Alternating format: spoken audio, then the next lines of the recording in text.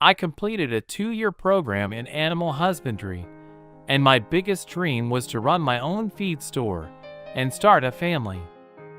After graduating from community college, I tied the knot with my high school sweetheart, Janice. We had known each other since childhood, and I couldn't imagine myself with anyone else.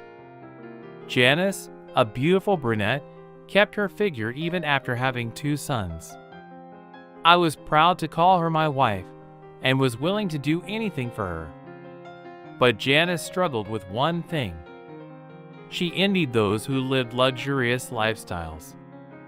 She enjoyed reading the society pages of the newspaper and subscribed to magazines that featured the glamorous lifestyle. At the dentist's office, she flipped through car magazines and knew all about luxury cars. She was familiar with various designers and their clothing collections. Her biggest wish was to become someone more famous, which I couldn't fulfill. So I took a job at a fancy feed store in Omaha that catered to an upscale clientele. This move brought us closer to the city while allowing me to continue working in my passion. I enjoyed and excelled at my job, providing personalized service to customers and being rewarded with flexible hours. Janice preferred city life to country living and was content for a while before deciding to enter the workforce. We started putting the kids in daycare, which they didn't seem to mind. Janice landed a job with Gilbert Medical, a medical equipment company, where she worked in an office role and enjoyed dressing up and meeting people outside the farming community. She became more focused on her career, leaving me to take care of the boys. Most of the time, I took care of dropping her off and picking her up from daycare, preparing meals, and getting her ready for bed. I also took on the responsibility of cleaning the house while she focused on perfecting her wardrobe. We saved money every month with the goal of eventually buying my own feed store. Now that she was working, it seemed like we couldn't save any more money. Some of our income went to daycare, but most of it was spent on beauty treatments, nail salons, and expensive clothes. I couldn't figure out why our savings were dwindling even though we were both working.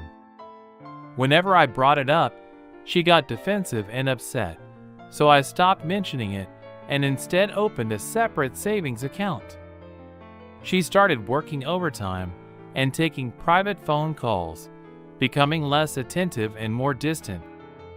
She started talking about getting a newer, fancier car and even mentioned breast implants. I was sure she was having an affair. I may be a simple guy, but I wasn't naive at that point. I wasn't even trying to save the marriage. I just wanted to fix everything and move on before it was too late. It was hard to pinpoint anything because I didn't know her coworkers, but I had a hunch that something was going on. It was with someone at work.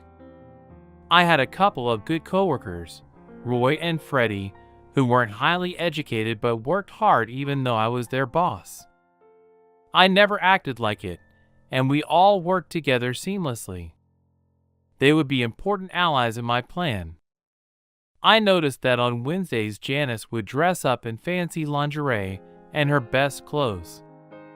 She started taking longer to get ready for work, which gave me the opportunity to put my plan into action.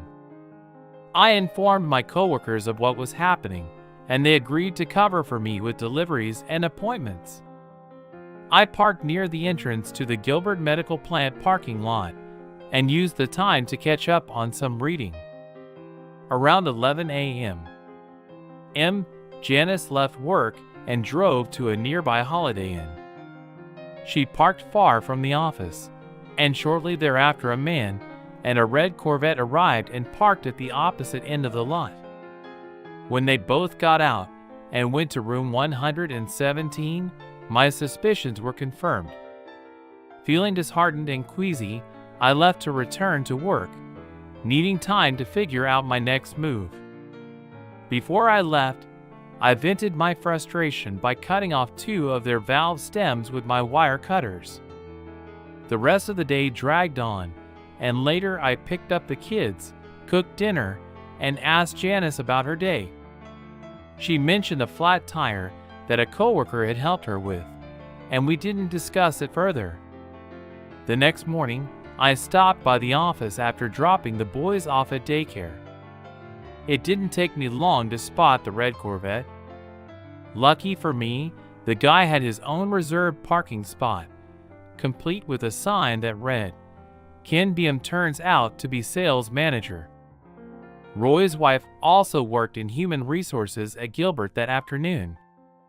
I had all the scoop on this guy. Most importantly, he was already married. He'd even caught flack making inappropriate comments to a coworker and had some problems with his expense accounts. I got his address, phone numbers, cell phone numbers, and even his SSN. But I had no idea what to do with any of it. Intel was married for 8 years. His wife's name was Amy.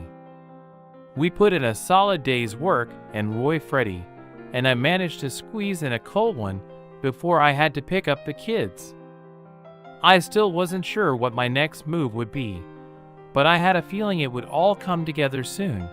I tried to stay calm and think logically, but I was getting angrier by the day. Sometimes I would catch myself silently crying, feeling broken, like I couldn't fix myself.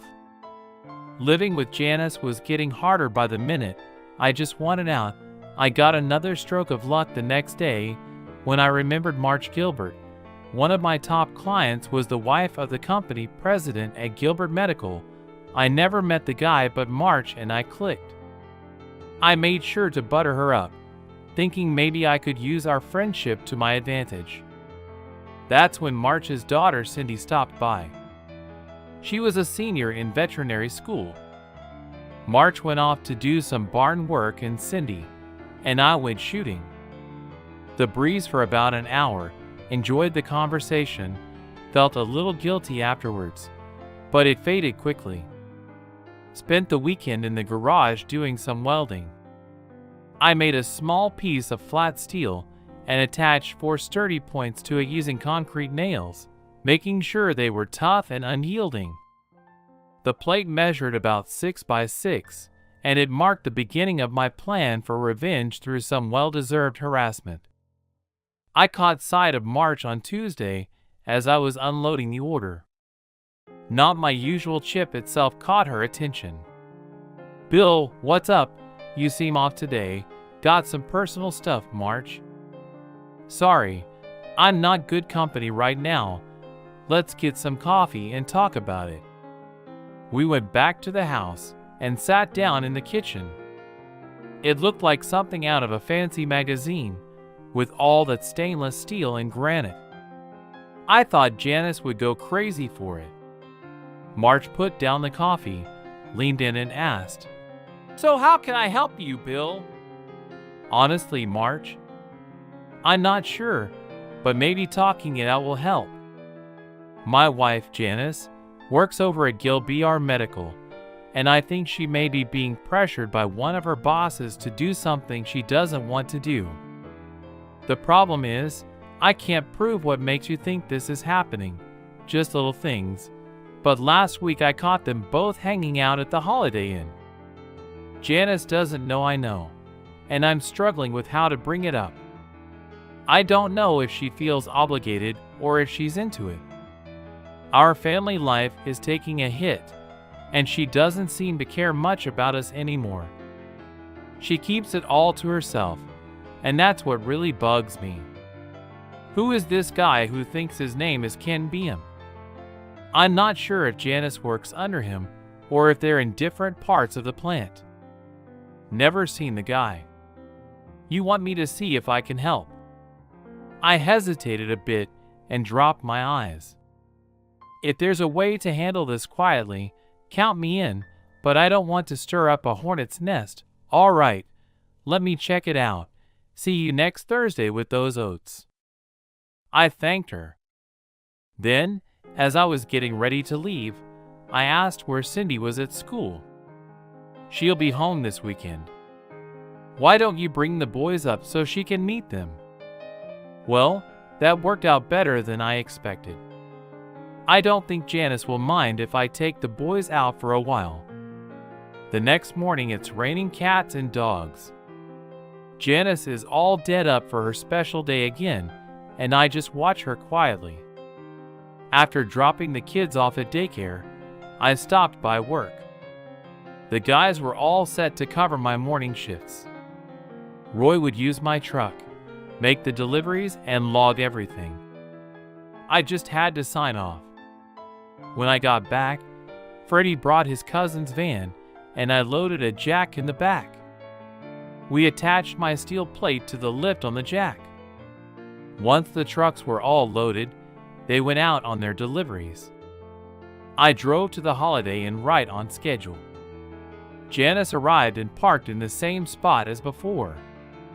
Kit arrived a few moments later and parked in his usual spot as soon as they went into the room. I gave them about 10 minutes to get settled. Then, in the pouring rain, I pulled the jack out of the van and wheeled it down to Ken's car. I slid the jack under his car and started it. It was only a hot minute before I heard the satisfying pop. As the nails punched through the oil pan, I lowered it back down and walked to the back of the Corvette. Within seconds, I heard the same pop hit the fuel tank. Oil and gas started gushing out like crazy, so I grabbed the jack and hightailed it back to the van.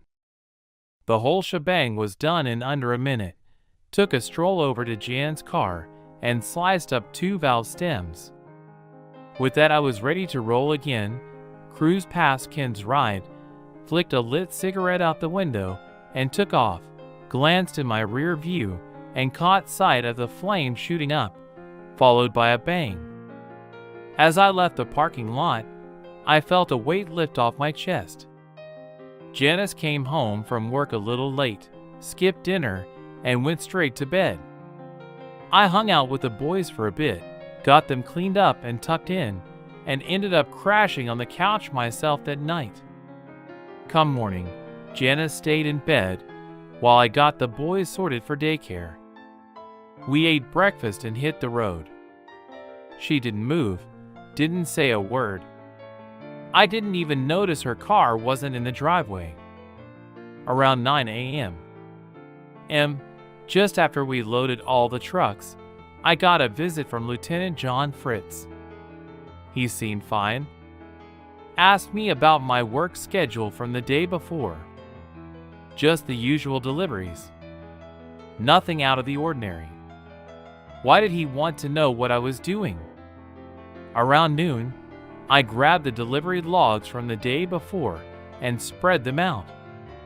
I showed him each stop, the goods, the unloading time, and my initials. He smiled a little. That's a hell of a log. He said, you guys do this every day. Want to see the logs from the last month? He shook his head and grinned. I wondered if that was a good sign or if you had something you wanted to spill. It took some prodding, but he finally spilled the beans. Apparently, there was a car wreck at the Holiday Inn over in East Omaha yesterday, and they're trying to figure out what happened. But why me?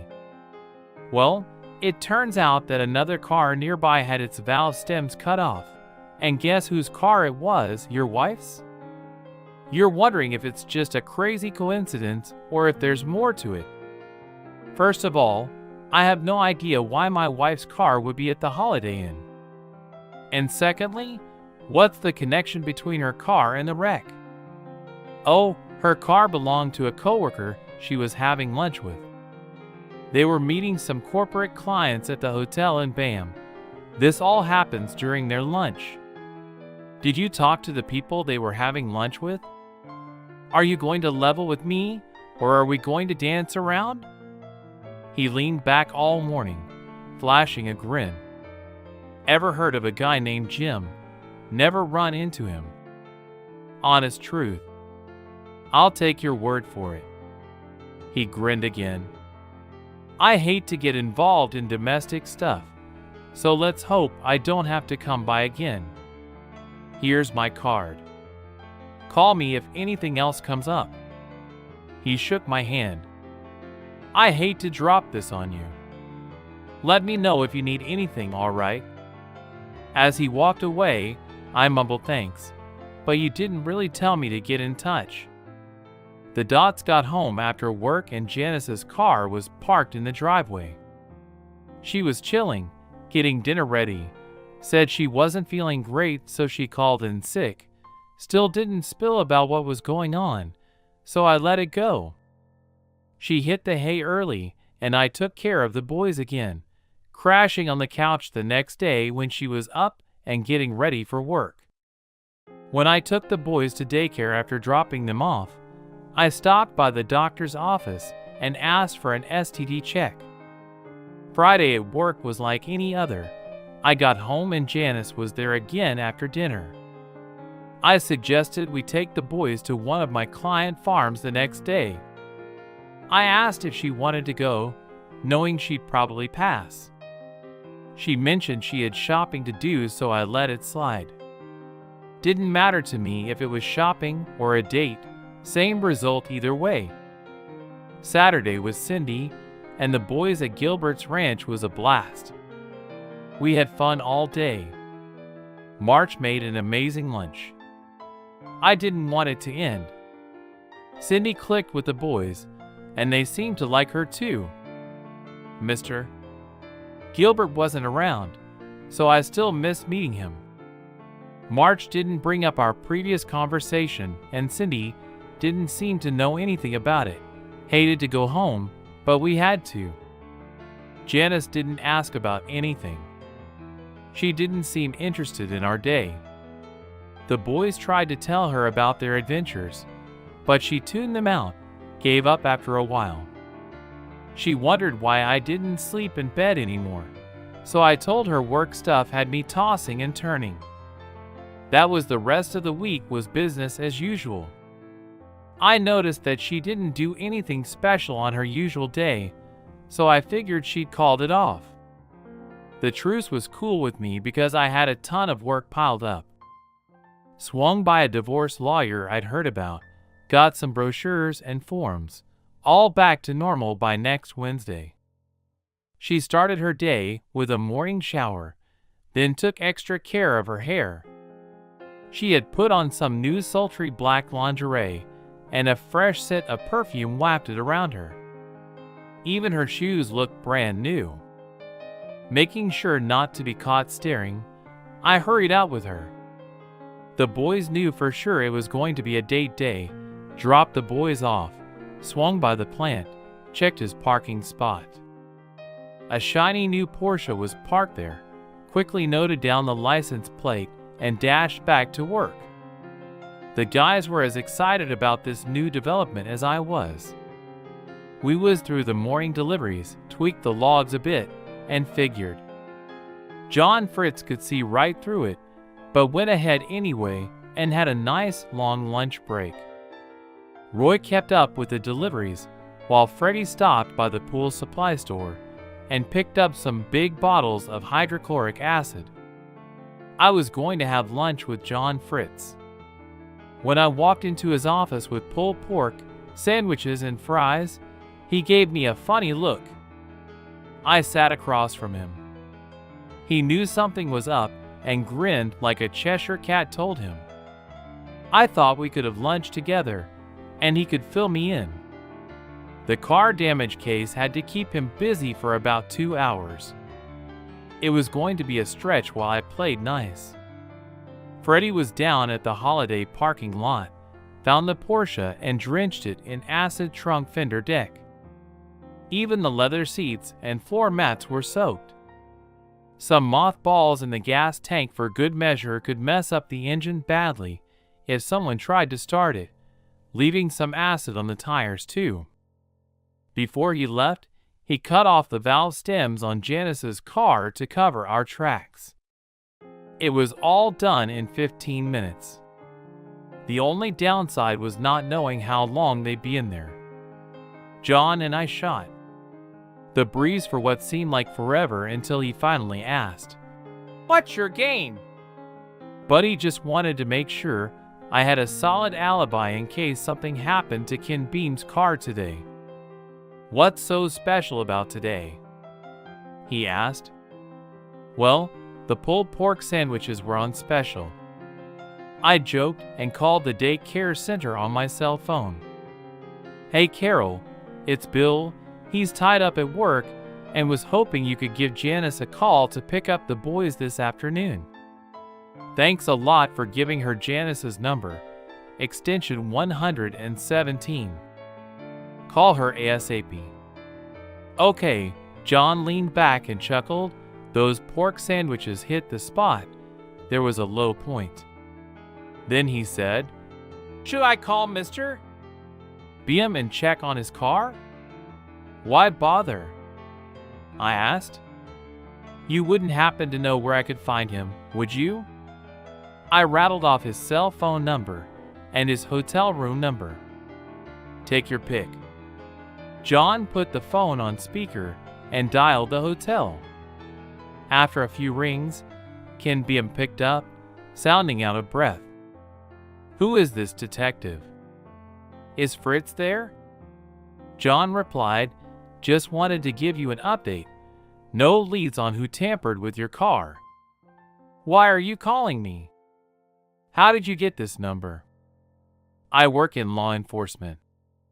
"Mr. Beam got himself a new ride, but yep, just got it." "Why the question?" "Just checking to avoid a repeat of last time." "Where is the car now?" "It's parked outside." "Everything's fine with it." "Let me have a look."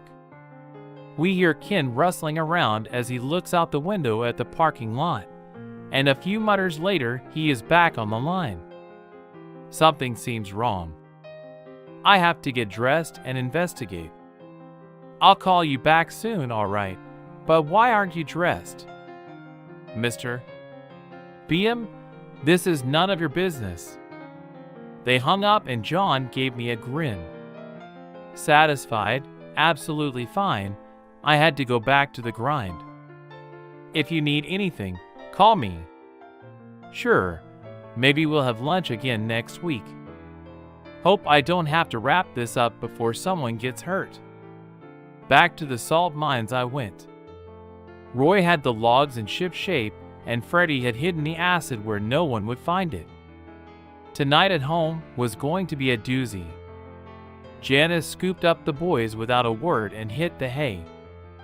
Early the next day John came by. He filled me in on the carnage and mentioned Ken's insurance claim. Since the Corvette crash, the car was totaled and cost Ken over 60 grand. He was still pointing the finger at me, even though John had vouched for my whereabouts. Sure, John knew I was involved, but he wasn't about to spill the beans. I never found out how Janice got her tires fixed. I didn't ask, and no one offered. Since Janice never came clean about the mess, I figured it was time to pull the plug. My STD test came back clean, and I had started the divorce paperwork with the lawyer. I had the idea to take the boys to Gilbert's ranch that weekend, just in case Cindy showed up. If not, we'd chill with March. But I still had no hard evidence of Janice's extramarital shenanigans. The weekend went smoothly. Cindy was there, and the kids were over the moon. We had a great time and felt like a real family again. We all missed that vibe a lot. Cindy was still clueless about the drama, but at least she wasn't nosy. Before I left, March gave me a reassuring pat on the back and said everything would be fine. Then, out of the blue, I was offered this new gig about 100 miles away, more money, a better gig, and even a chance to buy into the business down the road. It sounded like a dream, except for one thing. It meant being away from Cindy. Next thing I knew, it was Wednesday and Janice was all dead again, No idea what wheels her new man was rolling, but she was clearly preparing for another rendezvous. I figured they were still going to the same place. I knew I had to do something, but I hadn't really thought it through, and the guys were brainstorming. When March Gilbert pulled up, she motioned for me to hop in, and before I knew it, we were at the plant, sneaking in the back like VIPs right into Mr. Gilbert's office. March does the introductions. We get coffee, shoot the breeze for a bit. Then I finally ask, "What's going on?" "Mr. Gilbert chuckles, "Time to wrap this up." March fills me in on the scoop, says they've done some digging in-house. "If I do anything to embarrass you, Bill, I apologize in advance. It's not my intention to step on any toes." We shoot the breeze a little more and March catches my grin when the conversation turns to Cindy. I try to play it cool, but I'm pretty obvious. Then the phone rings and suddenly everyone's on high alert. "What's the word?" "Thanks for the heads up. You know what to do now, right?" Mr. Gilbert grinned and gave the green light. "Okay, everything is ready. Let's get started. Your wife and Ken are picking up at their usual spot at the Holiday Inn. Ken used a company car to get there, which is against company rules, by the way. So we're taking him back to the factory. Pronto. I hate to break it to you, but it looks like your wife's getting a couple of flat tires again. It's getting to be a bit of a routine." He put the phone on speaker and punched in the room number. "Hey, Ken, it's Mr. Gilbert. Sorry to bother you, but we need to have a serious talk."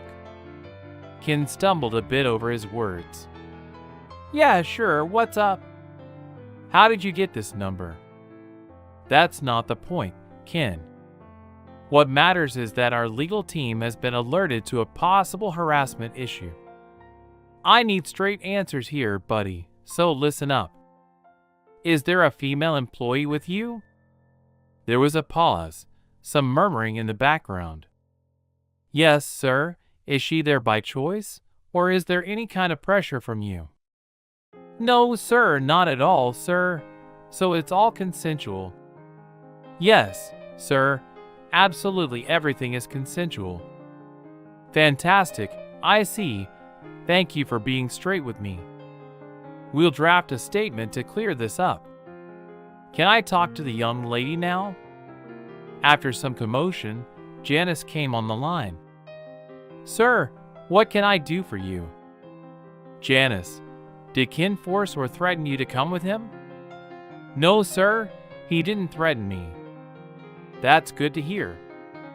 So the proximity was consensual, and you didn't feel pressured at all. Is that right?" After a pause and some background chatter, Janice spoke again. "Yes, sir, it was consensual." "Great to hear. When you and Ken get back to the plant, we'll have those statements ready for you to sign. Ken, can you get back on?" "Don't worry about it, Ken. It's not important. Just get back to the plant so we can clear this up with the legal team." He ended the call with a grin. "March, why don't you take Bill for a bite to eat and come back later? The legal people should have things wrapped up by then, and we can all get on with our lives." Lunch was fantastic. I struggled to contain my gratitude, but I couldn't thank her enough. Finally, March convinced me to keep our lips sealed about the whole ordeal. She also made me swear not to say a word to Cindy. It was a promising sign. I told March about the job offer, and she was happy for me and the boys. Back at the plant after lunch, I grabbed notarized copies of Ken and Janice's depositions, in which they both swore up and down that their extramarital affairs were consensual. The legal crew assured me that was enough ammunition for my lawyer to fire off the divorce papers. Ken and Janice were fired. Their desks were cleared out before they even showed up, and they were shown the door. Unfortunately, they didn't have wheels. March gave me their car and said I could return it. The next day, I took the paperwork to the clerks and had extra copies made. One set was for Ken's wife. Then I went to the bank and closed our accounts, canceled the credit cards and one of them. I called the utilities to shut off service. On Friday afternoon, when I stopped by John Fritz's, I gave him the update. He laughed. I warned the landlord. I wasn't going to renew the lease at work. I handed in my notice. They were supportive, but sad to see me go, so Freddie followed me to the Gilbert Ranch with my truck so I could return March's wheels. It was time to pick up the boys and go home. I wasn't looking forward to walking out the door. Janice's car wasn't in the driveway. When we walked in, she was sitting on the couch in tears. It was the first time she'd ever shown any emotion. 2 boxes of her things from work were stacked nearby. I fed the boys and turned on the TV, in case she wanted to talk. "You had to go and do it, didn't you?" she sobbed. "You had to ruin everything in my life. Why couldn't you just mind your own business? You had no right to interfere in mine." I was stunned. She still saw everything as if the world revolved around her. The kids and I were just background noise to her. She didn't care about Amy, our family, our life, or our plans. It was as if they meant nothing to her. All she cared about was her own immediate desires. Honestly, I felt a weight lift off my shoulders knowing that I wouldn't be stuck with her for the rest of my life. I kept quiet and went to take a shower. Later, while I was getting the boys ready for bed, she retreated to the bedroom and closed the door. The next day, I took the boys to work. I just wanted to tie up any loose ends and make sure Roy and Freddie were on top of the system I had set up. We stopped by the hotel to pick up some boxes for the move. Janice's car was missing, so I figured she must have had it fixed by now. Those flat tires must have put a dent in her shopping budget for the past month. When we got home, Janice wasn't there. We just grabbed clothes and toys. Everything else stayed, so Janice would have little to deal with. Did she know that the next day all utilities would be cut off? Damn, fate was cruel. As we pulled out of the driveway, Janice was just pulling in. She stood by her car and watched silently. As we drove away, I took the boys to Chuck E. Cheese and booked a motel for the night. The next morning, I dropped them off at daycare. I handed Carol some cookies and party favors, explaining that it was the boys' last day and I wanted them to have a good time with their friends. Before I left, Carol pulled me aside. "What happened with your wife last week?" she asked me. "I don't want to cry, but since you're leaving, I'm dying to know." She was furious. When I called, she demanded to know where I got this number, and when I told her you gave it to me, she cursed up a storm.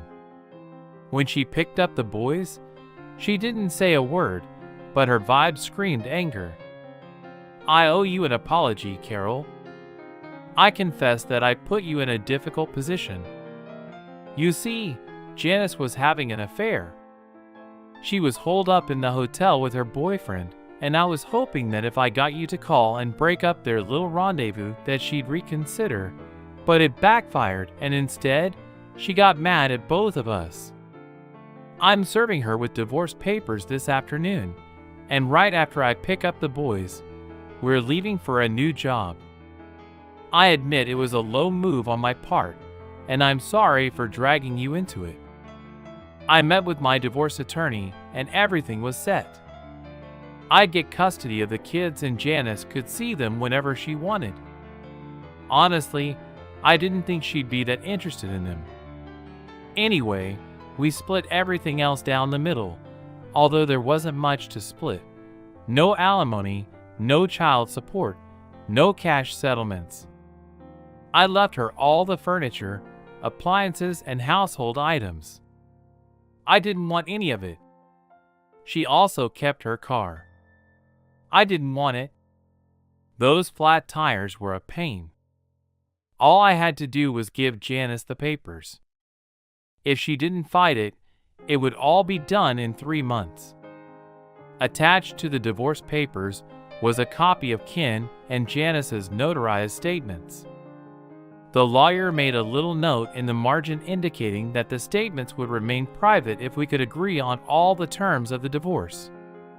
There were no questions. Her car was in the driveway, so I knew she was home. I sat there for what seemed like an eternity. I loved Janice. She was the only woman I had ever been close to. I thought our relationship was normal, never realizing that I wasn't meeting her needs. She never came out and told me directly, and I was too clueless to pick up on all the clues she was dropping. I failed her in so many ways. What she was doing was sneaky, but I also felt that some of it was because I wasn't paying enough attention. I knocked on the door of our own house, and it felt strange. She opened it, looking tired.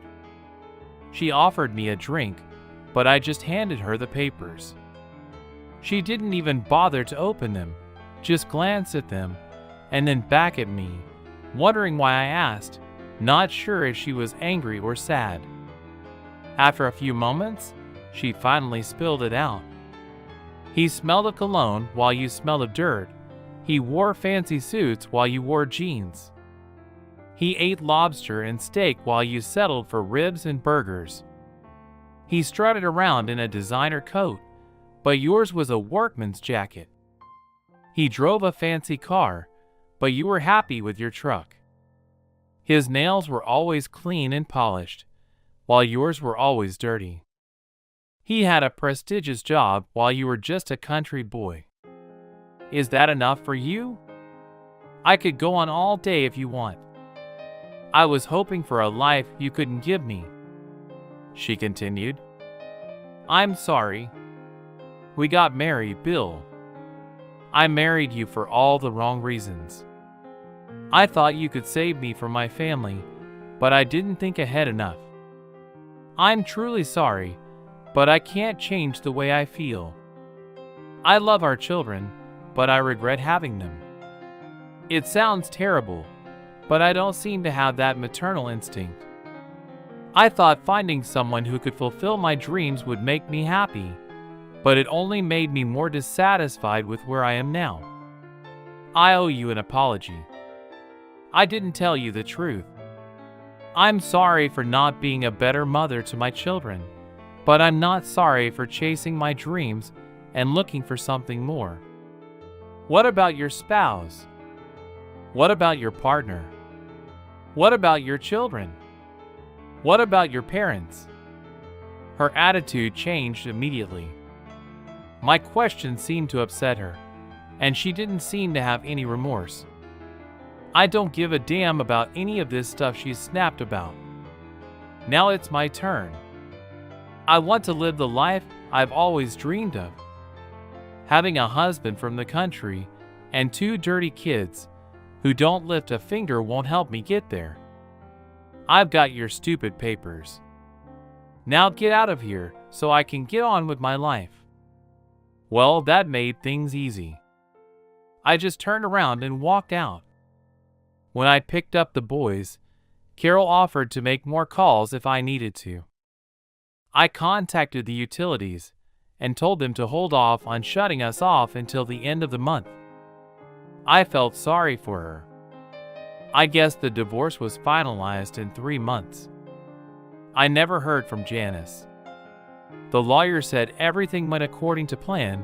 My new job was fantastic, although I missed the opportunity to buy into the company, although someone else snatched it up, along with a piece of prime real estate. My boss mentioned they were going to turn it into a horse farm. My position was secure, but my chance to own my own place took a hit. 2 weeks later, construction started next to the feed store.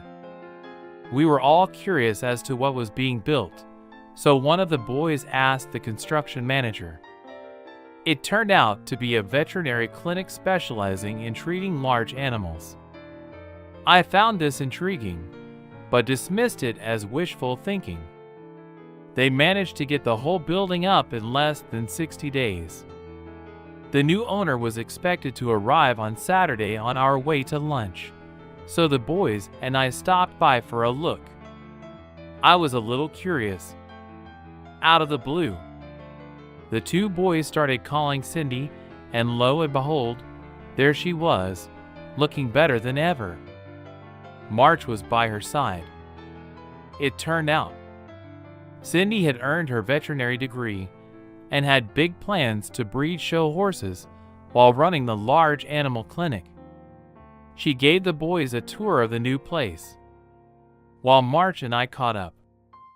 We all ate lunch together, and Cindy shared her excitement about building a new house on the property so she could be close to her work.